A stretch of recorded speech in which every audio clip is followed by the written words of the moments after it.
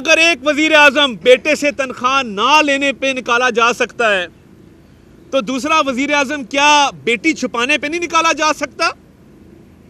یہ بالکل بھونڈا جواب جمع کرایا ہے عمران نیازی کے وکلاء نے اسلام آباد ہائی کورٹ میں. ایک ایک پوائنٹ لیگلی جو ہے وہ غلط ہے.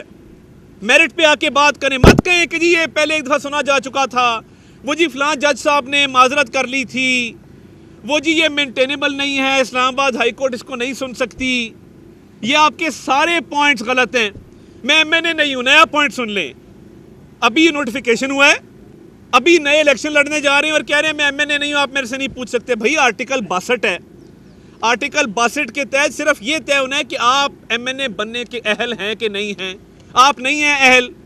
اور دیکھیے جمائمہ گولڈ سمتھ صاحبہ کی کیئر میں وہ بچی ہے, کس ناطے سے ہے؟ عمران خان یہ کیس ابھی سے ہار چکے.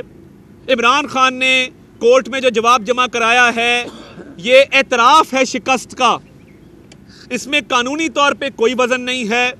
اور یہ جواب میرٹ پہ اٹھا کے باہر پھینکنا چاہیے کہ تم آ کے بحث کرو میرٹ کے اوپر. تو یہ ڈسکوالیفیکیشن عمران خان کا مقدر ہے.